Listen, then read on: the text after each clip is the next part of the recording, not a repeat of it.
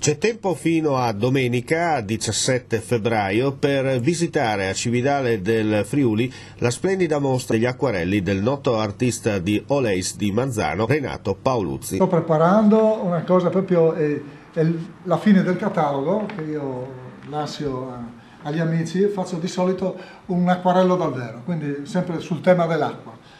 In questa mostra il tema dell'acqua varia in più, diciamo così, chiamiamo così, in più facciate. Si parte dal paesaggio dove l'acqua risalta come bellezza della natura, passa alla parte religiosa dove si parla un po' dell'acqua nella parte religiosa con il diluvio universale, passando fino alla vita di Gesù con il battesimo di Gesù, il primo miracolo dell'acqua in vino, fino alla sua morte. E poi c'è la parte anche un po' più oscura dell'acqua, c'è la parte dove ho fatto lo tsunami, dove si parla dell'acqua come invasiva, come punto proprio di morte. E c'è la parte anche della vita, dove ho fatto la cellula, la vita nella placenta, e quindi l'acqua a 360 gradi. Possiamo dire fino a quando è aperta la sua mostra? La mostra viene chiusa domenica prossima, il 17 di febbraio. Dunque proprio gli ultimi giorni? Siamo all'ultima settimana. Ma per chi ci guarda dopo il 17 può venire a trovare ad esempio Olèis? Può venire a trovare a Olèis nel mio studio.